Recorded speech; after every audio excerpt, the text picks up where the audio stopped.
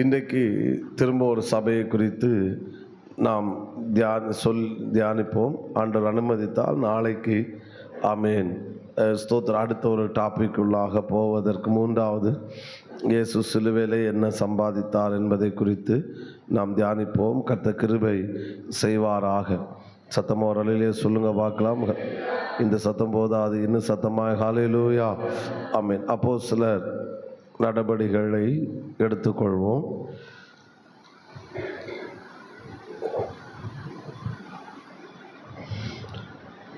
பதினொன்றாம் அதிகாரம் அதனுடைய 22வது வசனம். அப்போஸ்தலர் 11ஆம் அதிகாரம் 22வது வசனம். எருசலேமில் உள்ள சபையார்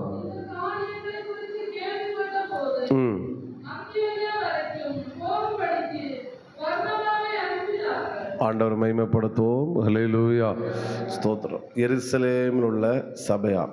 இன்றைக்கு எருசலேம் சபையை குறித்து சில காரியங்களை வேகமாய் சொல்லி நம்ம ஒரு 7:45 முடிக்கிறதாக இருக்குது. நீங்களும் சீக்கிரம் வந்தீங்க, அதற்காக உங்களுக்கு நான் நன்றி செலுத்துகிறேன்.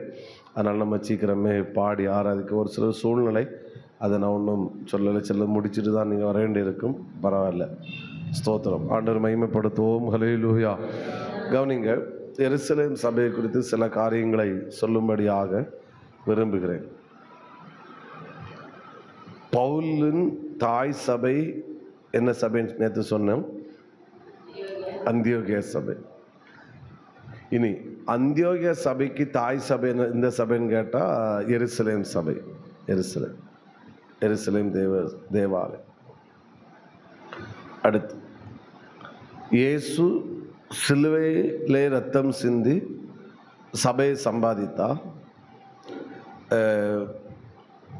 சம்பாதித்து முதலாவதாக சபையை முதலாவதாக உருவானதே முதல் சபையாக உருவானது எருசலேம் சபை. எருசலேம். ஆமென் ஆமென் சொல்லுங்க பார்க்கலாம். இந்த எருசலேம் சபை தான் இப்படி சொல்லலாம், உலகத்திலுள்ள எல்லா சபைகளுக்கும் தாய் சபை எருசலேம் சபை என்று சொல்லலாம். ஸ்தோத்திரம். இந்த அந்தியோகியா சபையும் எப்படி ஆரம்பித்தது என்றால், ஸ்தோத்திரம், எப்படின்னா எருசலேமிலே உபத்திரவம் அதிகமான போது மக்கள் சிதறடிக்கப்பட்டார்கள். அப்படி சிதறடிக்கப்பட்ட சில ஜனங்கள் ஸ்தோத்திரம் கூடி உட்கார்ந்து ஜெபித்த, அவர்களும் கூடி உட்கார்ந்து ஜெபித்தது தான் அந்தியோகியா சபை. அப்படி அவர்கள் சிலர் கூடி ஜெபித்தார்கள். எப்படின்னா, இப்போ பாருங்கள், நீங்கள் இங்கே இருக்கீங்க, நீங்கள் பாம்பேக்கு போனீங்கன்னு வச்சுக்கோங்க, ஒரு 5 பேர் இருக்கீங்க. கண்டிப்பாக இங்கே இருக்கிற 5 பேர் பாம்பேக்கு ஏதோ ஒரு நிமித்தமாக போனீங்கன்னா அங்கே கூடி உட்காந்து உங்களால் என்ன செய்ய முடியும்? இப்படி வாயை மூடிட்டு சோத்திரம், சரி, ஓகே, ஆமென் சொல்லுங்க பார்க்கலாம் சத்தமா. ஹல்லேலூயா. நம்ம ஜெபிப்போம். அப்போ இங்கேருந்து போன ஆட்கள் இப்படி தான் நிறைய இடங்களில் சபைகள் உருவாகிறது. அப்போ அவங்க ஜெபித்து தான் இந்த அந்தியோகியா சபை உருவானது. அப்போ எருசலேம் சபை ஸ்தோத்திரம், அதுதான் உலகத்தில் உள்ள எல்லா சபைகளுக்கும் தாய் சபை. அங்கிருந்து தான் மிஷினரிகளாக ஒவ்வொருவரும் என்ன செய்தார்கள்? புறப்பட்டார்கள். இந்த பர்னபா தான் அந்தியோகியா சபையின் பாஸ்டர். பர்னபாவும் எங்கிருந்து வந்தவர்? அவர் எருசலேம் சபையிலிருந்து வந்தவர். இப்போ ஒரு எக்ஸாம்பிள், ஃபுல் காஸ்பல் சபைகளுக்கெல்லாம் கடமலை கொண்ட சபை எப்படி இருக்கு, ஒரு தலைமை சபையாக இருக்கிறோம். அங்கிருந்து தான் எல்லா சபைகளும் பிரான்ச் ஆரம்பித்தது போல தான் இந்த எருசலேம் சபை. சொல்றது புரிஞ்சிருக்கு நீங்கள்? ஆமென் சொல்லுங்க பார்க்கலாம். ஓகே. இந்த எருசலேம் சபையில்தான் எல்லா சபைகளும் உருவானது. ஸ்தோத்திரம். அதன் பிறகு ஆனால் எருசலேம் சபைக்கு ஒரு சில சபைகள் தான் பிரான்ச் சபைகளாக அப்படி இருந்தது. ஆனால் பவுலின், அதாவது அவங்க விருத்த சேதனம் யூதர்கள் அப்படின்ற ஒரு ஒரு ஒரு கட்டத்துக்குள்ளே தான் இருந்து கொண்டிருந்தார்கள். அதை விட்டு வெளியே போகலை. அந்த வெளிப்பாடை பெற்று புறஜாதிகள் மத்தியில் வெளிப்பாடை பெற்று ஊழியம் செய்தவர் தான் அப்போஸ்தலனாகிய பவுல். அவர் மூலம்தான் வெளிய கிரேக்கர்கள் மத்தியிலே சபைகள் என்ன செய்யப்பட்டது? ஸ்தாபிக்கப்பட்டது. ஸ்தோத்திரம். இந்த பவுலை கொண்டுதான் கர்த்தர் சபைகளை ஸ்தாபித்தார். ஆனால் உபதேசம் இவைகளெல்லாம் ஸ்ட்ராங்காக இருந்தது எருசலேமில். பவுலும் இவைகளை பேஸ் பண்ணி, அந்த எருசலேம் சபையில் உள்ளவைகளை பேஸ் பண்ணி பவுல் போன இடங்களிலெல்லாம் சபைகளை ஸ்தாபித்தார். ஒரு அல்லேலூயா சொல்லுங்க பார்க்கலாம். அப்போஸ்தலர் 2ஆம் அதிகாரத்திலே பரிசுத்த ஆவியானவர் ஊற்றப்பட்ட போது முதலாவதாக அந்த 2ஆம் அதிகாரத்திலே முடிவிலேயே சபை அங்கே என்ன செய்யப்படுகிறது? ஸ்தாபிக்கப்படுகிறது. ஆமென் சொல்லுங்க பார்க்கலாம். இப்போ அப்போஸ்தலர் 2ஆம் அதிகாரத்துக்கு நீங்கள் வருவீங்கன்னா அங்கே பார்க்க முடியும் அந்த ஜனங்கள் பேதுரு பிரசங்கம் பண்ணுகிறார். பிரசங்கம் பண்ணும்போது அவர்கள் கேட்கிறார்கள், நாங்கள் என்ன செய்ய வேண்டும்? பேதுரு உபதேசத்தை சொல்லுகிறார். ஆமேன். அப்படி சோத்திரம் ஞானஸ்நானம் பெற வேண்டும் சொல்லுகிறார். அப்படி 41வது வசனத்தில் தான் ஆமேன் 3000 பேர் என்ன செய்யப்பட்டார்கள்? சேர்த்து கொள்ளப்பட்டார்கள். அல்லேலூயா. இன்னும் சத்தமாக சொல்லுங்க, ஹல்லேலூயா. ஆமென். இப்படிதான் சபை முதலாவது அங்கே என்ன செய்யப்படுகிறது? ஸ்தாபிக்கப்படுகிறது. 3000 பேர் அப்படி சேர்த்து கொள்ளப்படுகிறார்கள். அதன் பிறகு 46வது வசனத்திலே தான் தேவாலயம் சபை என்கிற வார்த்தை வருகிறது. வாசிங்கள் 46வது வசனம். அவர்கள் ஒருமனப்பட்டவர்களாய் தேவாலயத்தில் அனுதினமும் தரித்திருந்து வீடுகள் தோறும் அப்பம் விட்டு மகிழ்ச்சியோடும் போஜனம். 47வது கூட வாசிங்கள். தேவனை துதித்து ஜனங்கள் எல்லாரிடத்திலும் தயவு பெற்றிருந்தார்கள். ரட்சிக்கப்படுகிறவர்களை இங்கேதான் சபை என்கிற வார்த்தை முதலாவது இங்கே என்ன செய்கிறது? வருகிறது. இயேசு ரத்தம் சிந்தி சம்பாதித்தது அந்த எருசலேம் தேவாலயத்தில் தான் சபை முதலாவது அங்கே என்ன செய்கிறது? வருகிறது. ஆமென். இந்த சபையுடைய சில விசேஷங்களை குறித்து தான் நான் சொல்லும்படியாக விரும்புகிறேன். தேவனாகிய கர்த்தர் நமக்கு கிருபை செய்வாராக. ஆண்டவர் மகிமைப்படுத்துவோம். ஹல்லேலூயா. சத்தமாக சொல்லுங்க பார்க்கலாம். ஹல்லேலூயா. அதாவது எப்படி சொல்ல விரும்புகிறேன்னா, இன்றைக்குள்ள சபைகளுக்கும் அன்றைக்கு இருந்த சபைகளுக்குள்ள வித்தியாசம் என்ன, அதை தான் நான் சொல்லுகிறேன். இன்னைக்கு இருக்கிற சபைகளுக்கு அன்றைக்கு இருக்கிற சபைகளுக்கும் உள்ள வித்தியாசம் என்ன? ஸ்தோத்திரம். அந்த அனுபவம் நமக்குள் வரணும். ஸ்தோத்திரம். முதலாவது ஒரு வித்தியாசத்தை கவனிப்போம். ஆமென். 2:44 வாசிக்கிறோம்.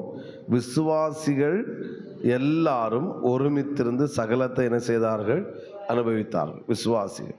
இனி 6ஆம் அதிகாரம் 1ஆம் வசனத்தை வாசிக்கலாம். 6ஆம் அதிகாரம் 1ஆம் வசனம். அந்நாட்களிலே சீஷர்கள் பெருகின போது. எருசலேம் சபையில் உள்ள இன்றைக்குள்ள சபைக்கும் அன்னைக்கு இருக்கிற சபைக்குள்ள வித்தியாசம் என்ன? அன்னைக்கு இருந்தது எது இன்னைக்கு இல்லை அப்படின்ற ஒரு இதை தான் சொல்கிறேன். இன்றைய நாட்களிலே சபைகளில் விசுவாசிகள் பெருகுகிறார்கள். யார் பெருகுகிறார்? விசுவாசிகள் பெருகு. அங்கே எருசலேம் தேவாலயத்தில் வரும்போது அவர்கள் விசுவாசிகளாய் வந்தாலும், ஆனால் ஒரு கட்டத்திலே அங்கே பெருக்கம் யார் பெருக்கினார்கள்? சீஷர்கள் பெருகினார்கள். எல்லாரும் இந்த வார்த்தை சொல்ல. யார் பெருகினார்கள்? சீஷர்கள் பெருகினார்கள். அப்போ சபையிலே, இன்றைக்குள்ள சபையிலே யார் பெருகுகிறார்கள் சொல்லுங்க? Very good. விசுவாசிகள் பெருகுகிறார்கள். ஆனால் அந்த சபைகளிலே யார் பெருகினார்கள்? சீஷர்கள் பெருகினார்கள். அப்போ சீஷர்கள் பெருகாத வரையிலும் சபை ஒரு பெரிய வளர்ச்சியை பார்க்க முடியாது. ஆமென் சொல்லுங்க பார்க்கலாம். விசுவாசிகளுக்கும் சீஷர்களுக்கும் என்ன வித்தியாசம்? விசுவாசிகள் வருவார்கள், ஆராதிப்பார்கள், ஸ்தோத்திரம் காணிக்கை கொடுப்பார்கள், போய்விடுவார்கள். சீஷர்கள் என்பவர்கள் வருவார்கள், ஆராதிப்பார்கள், காணிக்கை கொடுப்பார்கள் மட்டுமல்ல, அவர்கள் ஊழியம் செய்வார்கள். தேவனுக்கு என்ன செய்வார்கள்? ஊழியம் செய்வார்கள். ஆமென் சொல்லுங்க பார்க்கலாம். ஸ்தோத்திரம். ஒருவன் ஊழியம், ஆத்மாதாயம் என்கிற லெவலில் வராத வரைக்கும் அவன் யாராகத்தான் இருந்து கொண்டிருக்கிறான்? விசுவாசியாகத்தான் இருந்து கொண்டிருக்கிறான். எப்பொழுது விசுவாசியாக இருந்துட்டு சீஷன் என்கிற நிலைமைக்கு எப்பொழுது அவன் வருகிறானோ அப்பொழுது அவன் யாராக மாறுகிறான் என்றால் ஊழியம் செய்கிறவனாய் மாறுகிறான். ஆத்துமாக்களை ஆதாயம் செய்கிறவனாய் என்ன செய்கிறான்? மாறுகிறான். சத்தத்தை உயர்த்தி ஒரு ஆமீன் சொல்லுங்க பார்க்கலாம். அந்த சீசர்கள் தான், ஆமீன், 5வது வசனம் சீசர்கள் யார் என்றால், அப்பொழுது விசுவாசம் பரிசுத்தாவி நிறைந்தவனாகிய ஸ்தேவான், பிலிப்பு, இவங்க 2 பேரை குறித்து தான், இவங்க 2 பேரோட ஊழியம் தான் சொல்லப்பட்டிருக்கு. அடுத்தவங்களோட ஊழியம் சொல்லப்படவில்லை. அவங்களும் இவர்களைப் போல கண்டிப்பாக வல்லமையாக பயன்பட்டு இருப்பார்கள் என்பதில் எந்த விதமான சந்தேகம் இல்லை. அப்போது விசுவாசி என்கிற ஒரு லெவல் இருந்துச்சு, அடுத்து சீசர்கள் என்கிற லெவல் இருந்துச்சு. அதுக்கு அடுத்து தான் எந்த லெவலில் வந்தாங்கன்னா 6ஆம் வசனத்தில் சொல்லப்பட்டிருக்கிறது, அவர்கள் அப்போஸ்தலருக்கு முன்பாக என்ன செய்தார்கள்? நிறுத்தினார்கள். அப்போது விசுவாசி, அடுத்து சீஷன், அடுத்து அப்போஸ்தலர். அல்லேலூயா சொல்லுங்க பார்க்கலாம். சத்தத்தை உயர்த்தி ஹல்லேலூயா. அப்போ அன்றைக்குள்ள சபையோட விசேஷம் என்னது? சீசர்களுடைய தொகை சபையில் என்ன செய்துட்டு பெருகி இருந்தது. இன்றைக்கு உள்ள சபையில யாருடைய தொகை பெறுகிறது? விசுவாசிகள். எனக்கு தெரியும், நம்ம இங்கே இருக்கிற மக்களும் ஒருவரையும் விசுவாசியே இருக்க வேண்டியதே கிடையாது. ஏதாவது ஒரு பொறுப்பை கொடுத்து நீங்கள் ஆண்டவருக்கென்று ஊழியம் செய்கிறீர்கள், பயன்படுகிறீர்கள், ஆத்துமாக்களை ஆதாயம் செய்கிறீர்கள் என்றால் நீங்கள் விசுவாசிகள் என்கிற ஸ்தானத்தை தாண்டி எந்த ஸ்தானத்தில் கர்த்தர் உங்களை கொண்டு வந்து உட்கார வச்சிருக்கிறாரு? சீஷர்கள். ஆமென். ஏதோ ஒரு விதத்தில் நான் ஊழியம் செய்கிறேன் பாஸ்டர், நான் ஊழியம் செய்கிறேன், நான் பயன்படுறேன், ஏதோ ஒரு சபைக்கு நான் தூணாக இருக்கிறேன் என்றால் நீங்கள் சீஷர்கள். சீஷர். சபை விசுவாசிகளை பெருக்குவதற்கு எந்த அளவுக்கு முக்கியத்துவம் கொடுக்கிறதோ அதே போல சீஷர்களை பெருக்குவதற்கு சபை என்ன கொடுக்க வேண்டும்? சத்தமா பேசுங்க, முக்கியத்துவம் கொடுக்க வேண்டும். அடுத்து, விசுவாசிகளாய் இருக்கிற வரையிலும் தேவனுடைய ராஜ்யத்துக்கு எந்த பயனும் இருக்காது. என்றைக்கு சீஷர்களாய் மாறுகிறோமோ அப்பொழுதுதான் தேவனுடைய ராஜ்யத்துக்கு என்ன உண்டாகிறது? பயன் உண்டாகிறது. ஆமென் சொல்லுங்க பார்க்கலாம். சத்தத்தை உயர்த்தி ஹல்லேலூயா. அடுத்து, சீஷனாய் மாறும்போதுதான் உங்களை குறித்த தேவ திட்டம் நிறைவேற்றப்படுகிறது. ஆமென். இன்னைக்கு இந்த செக்ஷன் முடியும் போது எல்லாரும் சீஷர்களாய் மாறிதான் இந்த இடத்தை விட்டு போக வேண்டும். Very good. அல்லேலூயா சொல்லுங்க. ஆமென். ஸ்தோத்திரம், ஸ்தோத்திரம். அப்போ ஆண்டவர் சபையிலே யாரை பெருக்குவதற்கு முக்கியத்துவப்படுத்துகிறார்? சீஷர்களை பெருக்குவதற்கு முக்கியத்துவப்படுத்துகிறார். ஆதி சபை எருசலேம் தேவாலயத்திலே சபை, முதல் சபையிலே விசுவாசிகள் வந்தார்கள், பெருகினார்கள். ஆனால் அதோடு நிற்காமல் அதற்கு அந்த பக்கத்தில் யாருடைய பெருக்கம் உண்டாயிற்று? சீஷர்களுடைய தொகை பெருகிற்று. ஸ்தோத்திரம், ஸ்தோத்திரம். ஆமென் சொல்லுங்க. ஹல்லேலூயா. உங்களை பார்த்து சொல்றேன், நீங்க விசுவாசிகள் என்கிற அந்த நிலைமையோடு நின்று விடக்கூடாது. யாராய் மாறணும் சொல்லுங்க? சீஷர்களாய் மாறணும். ஹல்லேலூயா, ஹல்லேலூயா, ஹல்லேலூயா. ஸ்தோத்திரம்.